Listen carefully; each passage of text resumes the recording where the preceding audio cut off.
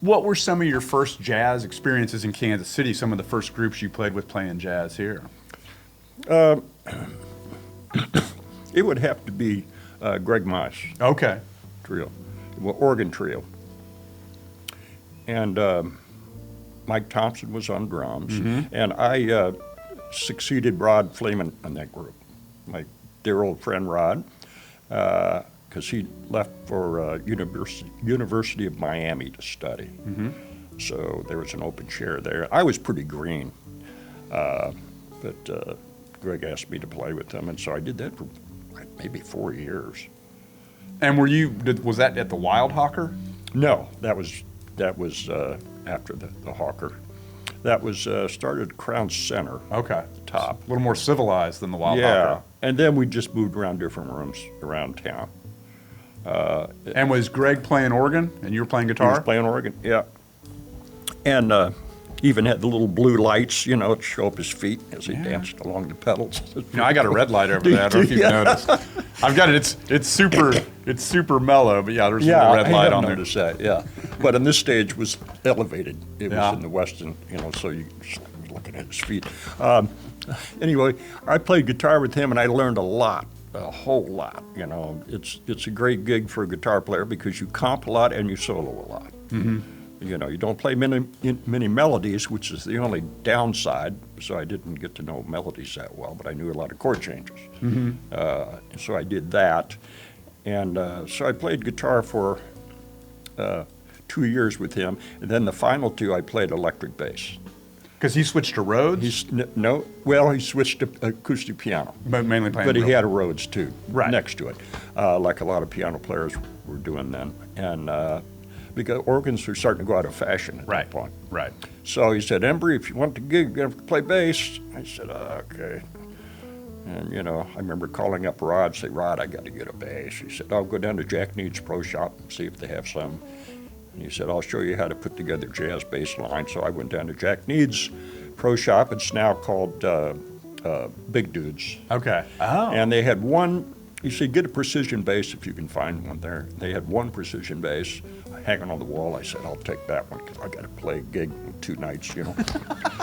And I got to start shedding. I don't play bass. I got to start shedding this thing. Yeah. I got 2 nights. And so I but as it turned out, this was the only Fender Precision they had, and it was fretless. So I was like, oh no. Yeah, but at that time, Jaco was starting to make some noise, and I thought, well, I'll just try to learn to play this thing, you know. And I went to Rod's with it to work on bass, and he's looking, going, okay.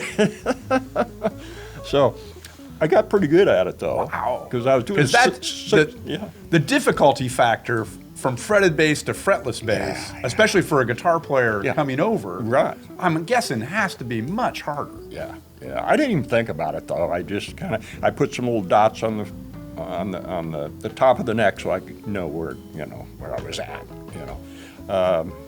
And I got pretty good at it because I was playing it 6 nights a week. You must have a good ear for that intonation, or else you wouldn't have lasted a week. I don't know, looking back, how in tune it was. Nobody seemed to give any trouble about it, but I think it was pretty good. It must have been, or they would have gotten a bass player. Yeah, but then the gig was 6 nights a week and going on, and I started getting kind of tired where I'd almost nod off on the gig sometimes because it wasn't really a jazz gig. We played for dancers. Right. And of course we'd throw in some jazz material. But we played, Lou Rawls tunes and Stevie Wonder and,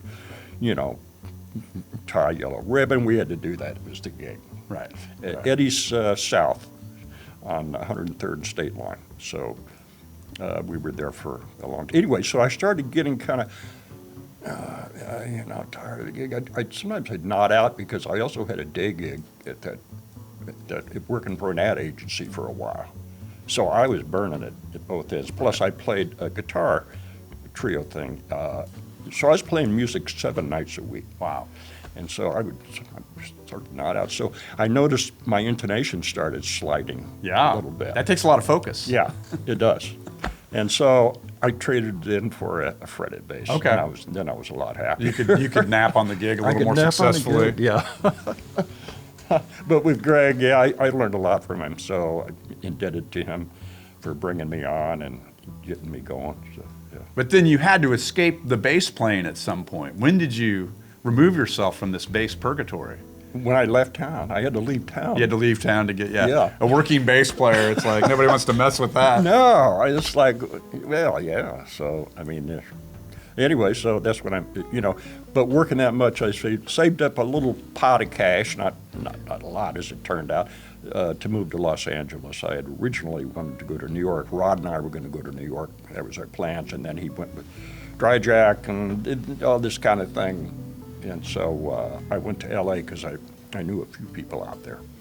And as it turns out, it's certainly not a great jazz town. It's, Right. Commercial music capital of the world. So, but I made a living, but it was expensive. It is expensive to live out there, so my money didn't go a long way. Mm-hmm. So I had to kind of, just make do, and but I made it.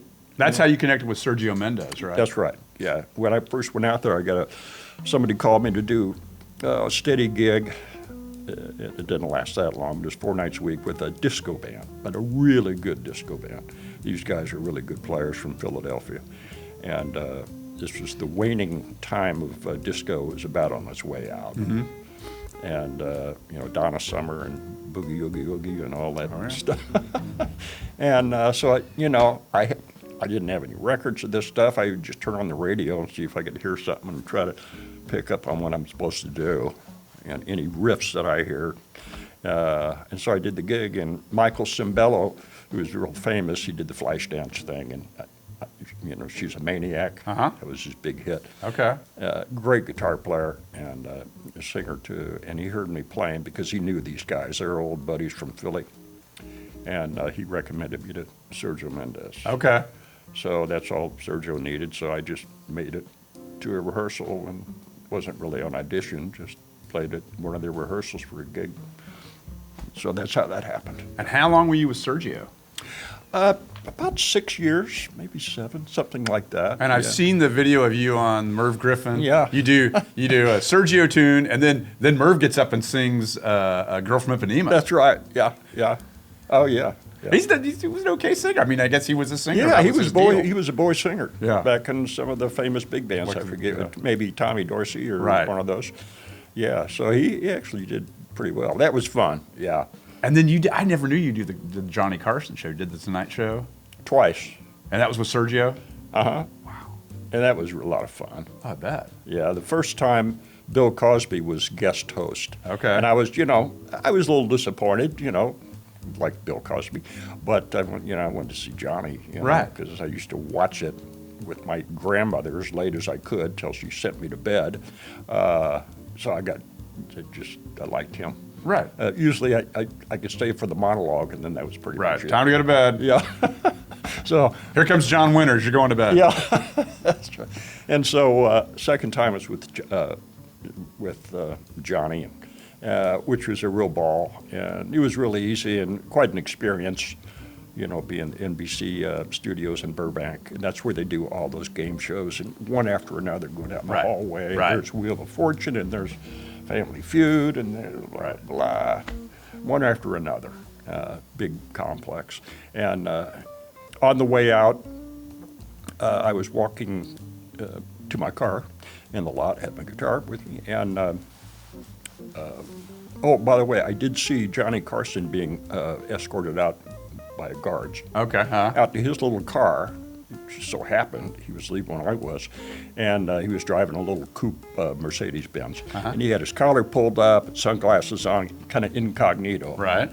And so I thought, that was Johnny. He didn't say anything, of course, so I'm walking to my car, and as I'm walking, getting ready to cross off the sidewalk into the parking lot area, I sense a car pulling up, slowing next to me, and I hear this toot on the horn, and I look over to Johnny Carson giving me the thumbs up. You got a thumbs up from Johnny And Carson. I thought, greatest part of my life.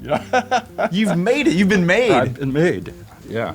I mean, because he was he had been a drummer, music lover. Yeah. Right, a real music lover, and I think, with good taste. And then, so did you go from L.A., did you go to Seattle, or did you come back to Kansas City? No, Seattle. You went to Seattle? Yeah, my family wanted to make a change, and L.A. was getting pretty tiresome anyway, so we thought, well, this is a big adventure, you know. Where should we go? You know, I didn't really want to come back to Kansas City. I mean, I love Kansas City, but I didn't feel there was much for me there. And they were, well, very excited either. So we thought we'd go up to Seattle. And they have a really good music scene. Not a lot of places to play, but a really good, vibrant music scene. A very artsy place. And a beautiful place, too. Right. Although you don't see the sun for about 8 months of the year. But so some people don't like that. Right. And as it turned out, my family didn't care for that much.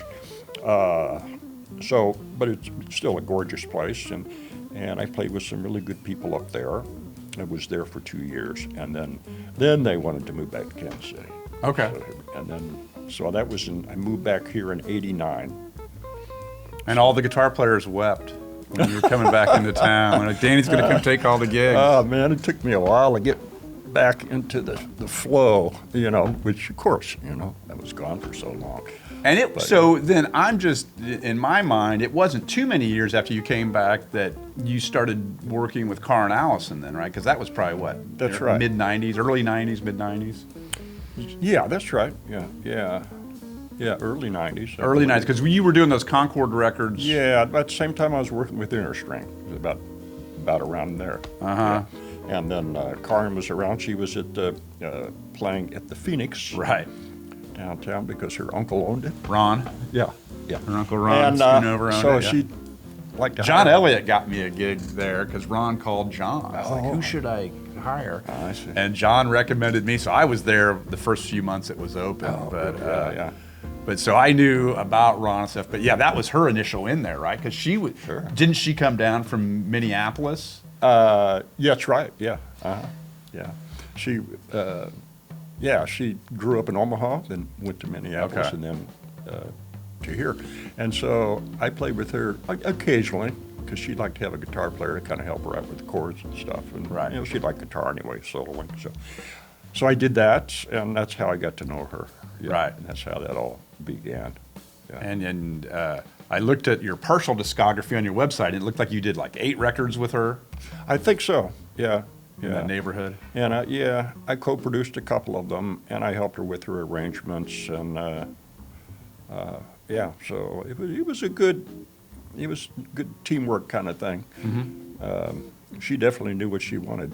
Right. She still does. Right. And so she was, but we worked together, and I helped her with some ideas, and so. And I saw Bob Bowman did a gig with her in L.A. just last week. I saw that. I was surprised. Yeah.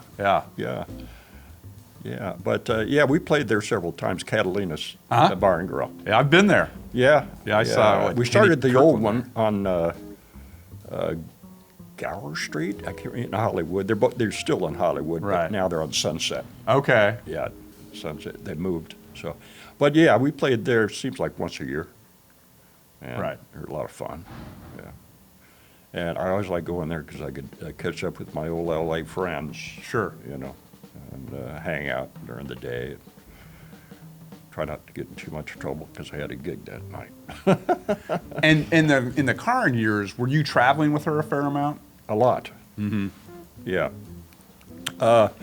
And that was fun because we were doing, jazz venues where when I did all the traveling with Sergio Méndes, we did actually a few jazz venues. We actually played at the Blue Note once. But mostly it was more of a commercial kind of gig. But I had my traveling chops down from Sergio. Right. I was young and traveling's tough, especially now. And so I was used to traveling, and so then I started traveling with her. These were for jazz gigs and jazz venues, and it was really a lot of fun. Yeah. Still, and I did that for, quite a number of years. I left her group in '05. Mm-hmm. So we started traveling extensively, maybe 95, 96, something like that. So it was quite a long time. And you mentioned earlier, Interstring sort of overlapped in that era. Uh-huh. And I'm guessing Interstring started in the early 90s. That's right, yeah. Yeah, Bob put that together. Another 2-guitar group. Right. But, and because he loved playing with Rod, of course, and then he he liked playing with me, and so he put us together, and the wonderful Todd Strait on drums. So we had a lot of fun, and we all wrote music, you know. So we did that for a number of years. We have 2 CDs out. Right. And I'm not sure if they're still available. I don't think Bob's kept up on the stocking those. Oda Hoda and Winter Song. And Winter Song, yes, yeah. Yeah, right. But I mean, I think you can stream them. I think you can download the MP3s, So. and there are CDs out there. Yeah, there are. Yeah, you'll find them. Yeah, but I don't think Bob personally has any more. Right. I still have a few. But, Oh. yeah. I think not a lot. I'm not a distributor. But that was a lot of fun, that group, and then, you know, things happened. We couldn't keep the group together after a while, but it was a pretty long run for us. Yeah. Right. Yeah. Right. I mean, we'd all go out on the road different times and stuff. We weren't always together in town at the same time. So, yeah. And so you have the Dues Blues CD in stock, and then we also have the live recording we did, the double live at Green Lady Lounge. Yeah, there you go. Yeah, that guitar Elation. That's my guitar. Yeah, your guitar got put in front. Brian's had to go in back. Yeah, sitting on my organ. Look at that. And it's a beautiful package, actually. Oh yeah, yeah. The packaging is beautiful. The record. Photography is great. Yeah, photography by Brian Turner. Yeah. Layout by John Scott. Double records. Yeah, we white look- vinyl, I believe. Yeah, on white vinyl. We look like rock stars on the inside. Yeah. Yeah, I opened, there's a Yes album called the Yes album, and I looked at the inside of it. It looks pretty darn similar, you know? Is that right? Yeah, just in terms of the coloring and the look Yeah. of us. Yeah, we look like rock stars. Yeah, and Yeah. it's, you see the vinyl, That's cool. it's The white, this sort of yeah. translucent, Yeah. it's natural vinyl, and it's supposed to be the quietest other than black vinyl. Black vinyl, this is actually what it is without any additives. Oh, I see. They add something to make it black, and it supposedly quiets it down a little bit. But the guy at Matt Early at Groove Marketing said, other than black vinyl, this is the quietest. Oh, I see. The yeah. colored vinyl can add a little bit of noise, Oh, I but it's see. pretty minimal. Wow. But people Yeah. just love the colored vinyl. So, Yeah, sure. Yeah. but yeah, we sell those on Thursday night, and I hear you get a few sales downstairs. I do, yeah. Now and then. I'm not a great salesman, but I let them know it's there. And I call them tunes to go. Tunes to go. Yeah. We have tunes to go. That's right. Like a 6-pack to go. Yeah. And that's available also at greenladylounge.com. Mm-hmm. I think it's available in some other ways too, but you can certainly always get it. Come see us at Green Lady Lounge and get it from us.